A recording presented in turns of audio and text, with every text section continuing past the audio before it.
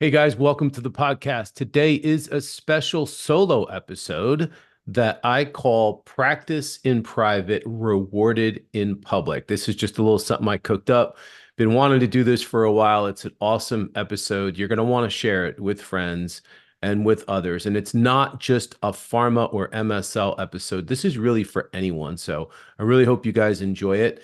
And I have an announcement. It's time to sign up for another awesome medical affairs event. So check out the Medical Affairs Excellence Summit, the MAX Summit 2024. And that's going to be at Harrah's in Atlantic City, New Jersey.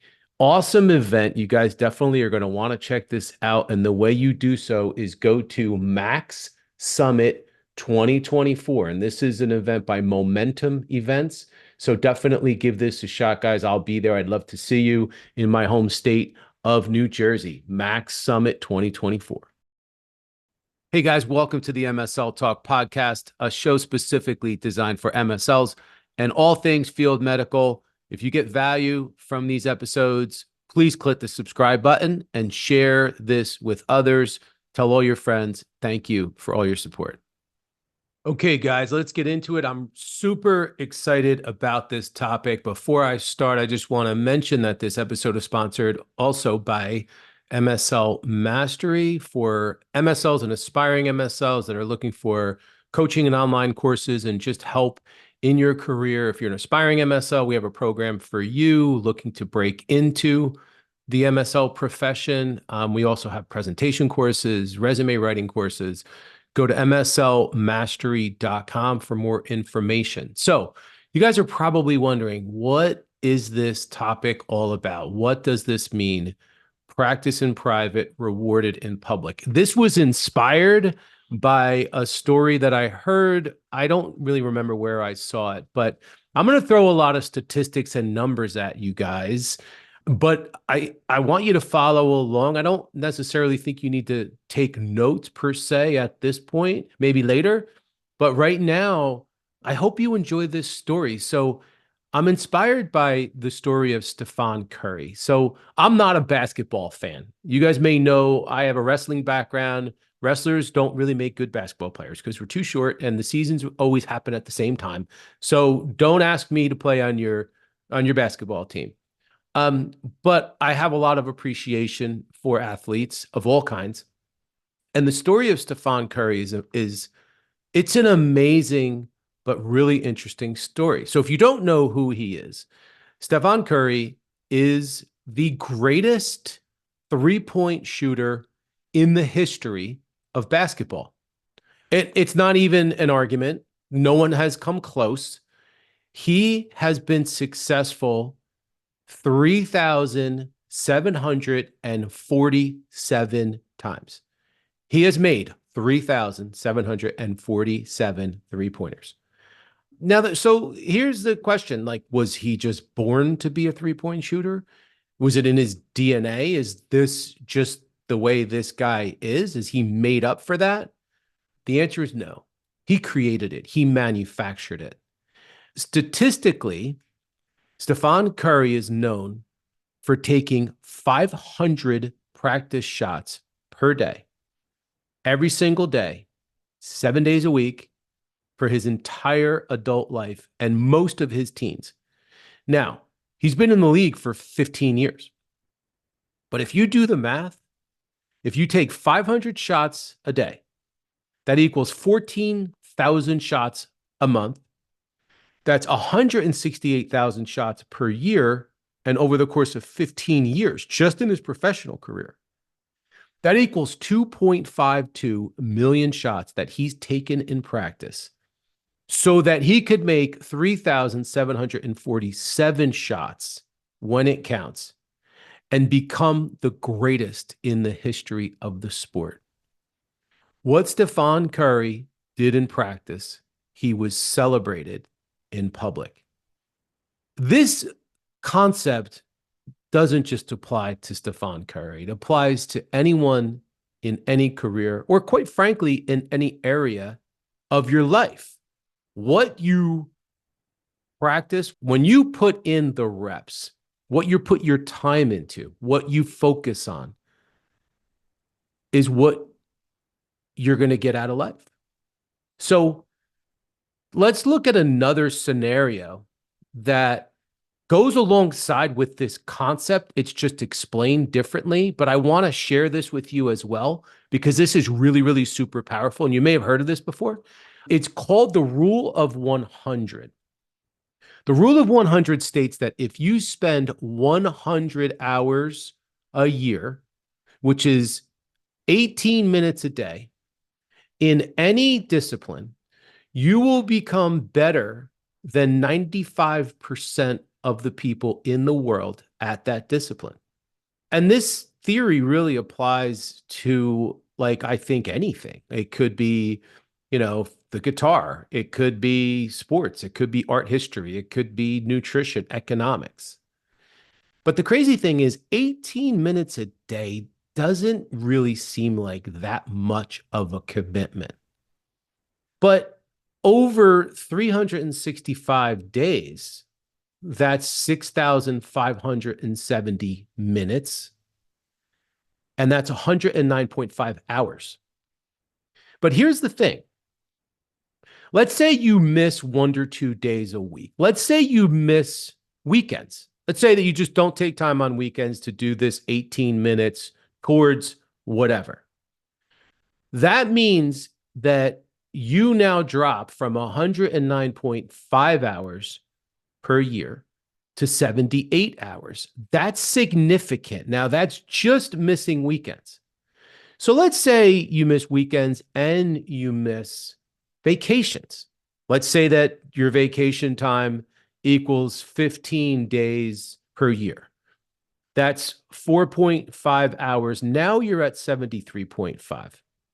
And let's just say you miss holidays, because, who wants to do their extra 18 minutes of whatever it is, studying or practicing or whatever, on holidays?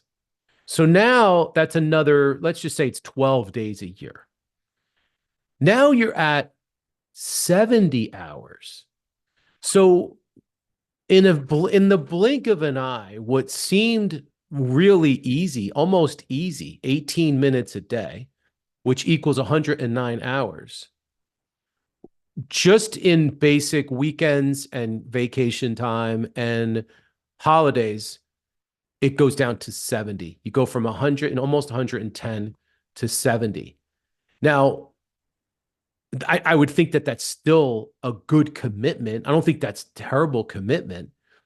The point of the matter is, when you can commit to a certain amount of time, a certain amount of practice, a certain amount of reps, a certain amount of activity on a consistent basis, and you don't miss, or you're super, super consistent, you have to see results.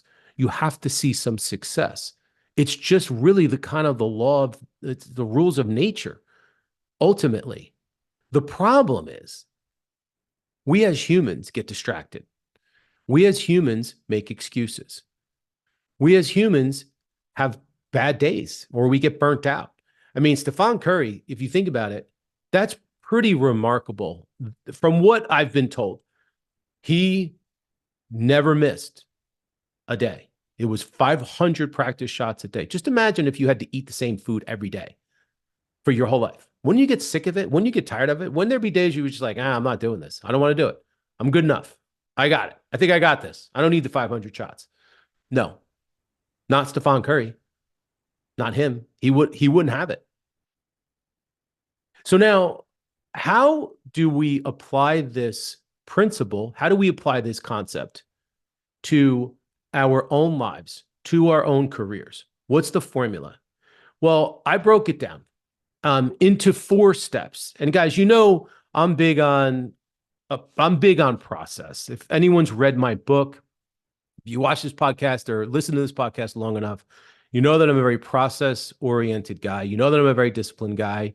And I do often, that's why I love to do these podcasts, these solo podcasts, because I want to share some of the stuff that I've learned that's helped me, whether it's in my career or in my personal life, by sharing habits, processes, and, just life hacks, quite frankly.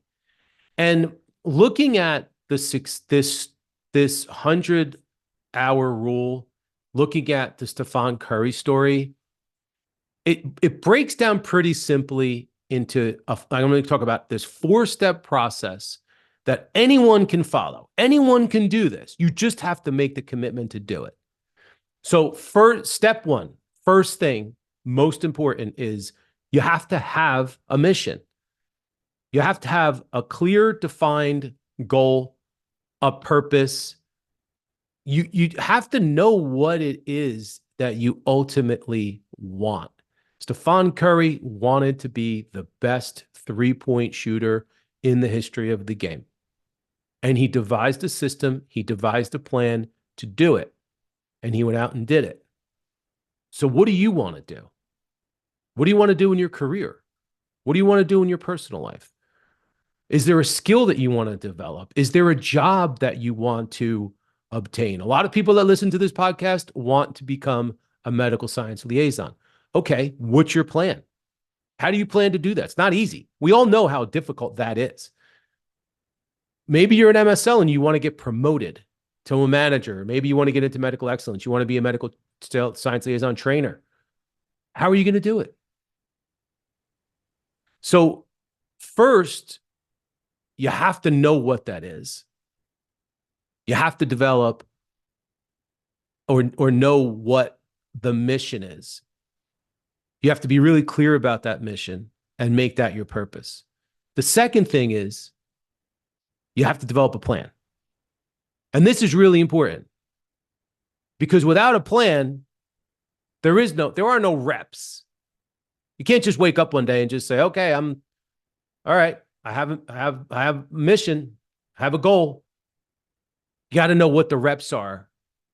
And you don't just try to come up with this on your own. One of the biggest pieces of advice that I can give you is don't develop a plan on your own.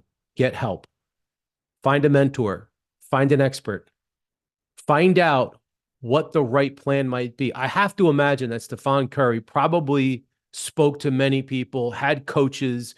Maybe he pulled Michael Jordan aside. These pros all talk. And, Michael Jordan had Tim Grover. It's the notorious story is Michael Jordan had his own personal coach. Aside from his coaches for the Chicago Bulls and whatever else, Tim Grover was his peak performance coach. And he held him accountable to a different standard. If you haven't read the book, Relentless, it's awesome. It's a Tim Grover book. It's all about Michael Jordan and not just Michael Jordan, but a lot of professional athletes and how he helped them be successful. The point is, there are people that have gone before you, and did the same thing. So find out what was their plan. It's funny, but in our coaching program, we have something called Aspire MSL, which is an online course for aspiring MSLs. It's a step-by-step guide. And people pay a lot of money for this program. They commit to doing it because they want to become MSLs. The crazy thing is we're telling these people what to do. And there's often people that join the program and they don't do it. They don't execute on the plan. They don't actually even turn it on. We can see the progress of all the students in the course. And we can see who's halfway through, who's all the way through, who hasn't started yet. And there are people that say they want to do something, but they never even set up a plan, nor do they even start the plan. So the very first thing, after you determine what it is that you want to do, you have to figure out what that plan is. And the third thing, and this is probably the most important piece of the whole entire equation, is you have to execute on that plan with consistency.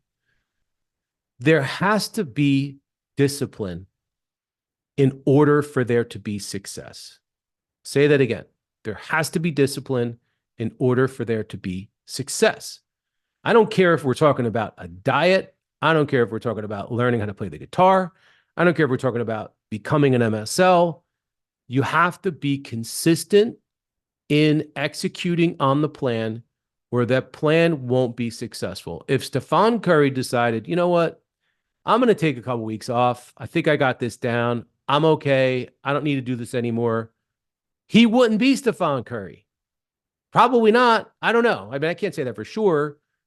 But the whole point of that story is the consistency, is the discipline. It's the 2.5 million. You don't get to 2.5 million unless you do the 500 per day for 15 years. So, and it's funny, you have a choice. Let's just put it this way.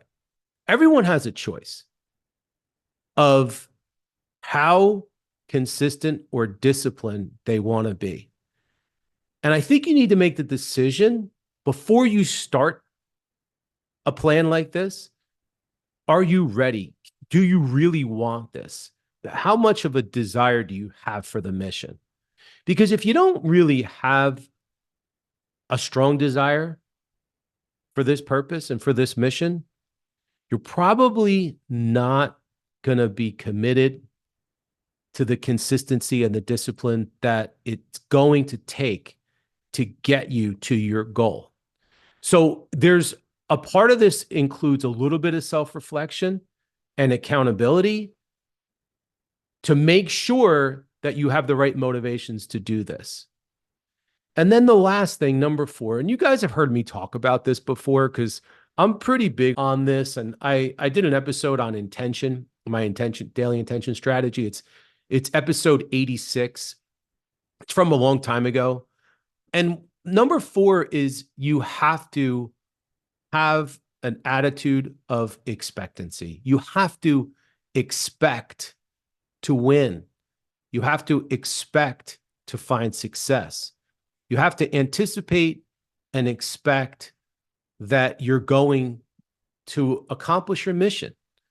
Because if you don't go at this with a level of expectancy, then you're not going to have the continued motivation and discipline because you're not ever really receiving it. Let me explain what I mean. When you live with expectancy and you anticipate that you're going to get to your goal, start to receive it in your mind. Visualize what it's going to feel like when you get there, when you put the 109 hours in, when you're super proficient in something, when you become an expert in something. I have a buddy, his son learned how to play the guitar online, never took a lesson in person with anyone. He just started searching online, took like an online course on how to learn how to play the guitar. This dude plays everything. He hasn't even been doing it that long. He plays everything. How satisfied do you think that kid is? He's a young kid. He's like 22 years old. Like, how satisfied do you think that is that he just pick up a guitar and start playing music? But start to visualize what it's going to feel like. If you're an aspiring MSL and you're doing the reps, you have a plan, you're consistent, you're doing all the things that you need to do, you're doing your LinkedIn connection requests, you're applying to positions, you're going on interviews, you're networking, you're doing informational interviews, you're doing all the things. Start to visualize what it's going to feel like when you get that offer letter. Start to visualize what's it going to feel like when that direct deposit hits your account and you're now getting paid as an MSL. You're an MSL. Imagine what it's going to feel like when you get on that first flight to go out to see your KOLs. And then you're going to walk into that office and just think about you meeting with KOLs or presenting to a group. Start visualizing that, because when you visualize, when you have a sense of expectancy, you start to receive it, you believe it. If you don't believe it, and if you don't start to receive it, it's going to affect the level of commitment and discipline and your ability to do the reps consistently. So there's 4 things that I've said, oh, well, this is the most important. I think all 4 are probably equally as important when all is said and done. But if you don't ultimately, or if you're not consistent, if you don't do it, nothing's ever going to happen. but the other pieces fit in the equation like a puzzle. Those four pieces are like a puzzle. If you can put them together, I'm not saying you're going to be Stephen Curry. There's only one Stephen Curry. But whatever it is that you really in your heart want to do, what you want to be, it's going to get you there, or at the very least, it's going to start getting you closer to there. And I know I'm saying that you can be an expert in any discipline if you put in 18 minutes a day, 109 hours a year. I can't tell you how long it's going to take to, for example, land an MSL position or to become an expert in nutrition or a guitar. I'm giving you the stats that I've been taught, that I've seen happen. I think you should give it a try. I think you owe it to yourself to figure out what is it that you really want to do? What's important to you? What would you like to have happen in your life? And then try this plan, follow this plan. See, you got nothing to lose, really. I mean, you're going to make an investment in yourself by taking this initiative, by trying this. But I want you to know whatever it is that you guys ultimately want and decide to do, just make the commitment to action. Commit to action. Talk to people, seek out help, look for mentors, get advice. I truly believe that this system will work. I've used it myself in many areas. Maybe not to the exact extent of everything that I'm saying, but now that I learned this, I can't wait to start to apply it. But I love this stuff, and I hope it helps. I hope it helps you guys. I hope you do it. I hope you share this with others, and I hope it makes a big, big difference in your life. And if it does, reach out to me. Reach out to me on LinkedIn. I invite you guys. I love when I hear from you guys on LinkedIn, and I know sometimes the messages get buried. It takes me a little while to get back to you, but I typically try to get back to everyone. So let me know how you're doing. Let me know if this works for you. Again, I always, always, always appreciate every single one of you for your support of this show. Thank you for sharing it with others. And certainly, like I said, keep in touch, keep following on LinkedIn, and kick ass, man. I am so freaking psyched for what's ahead. We have a lot to look forward to. And I can't wait to celebrate in your success. So keep in touch.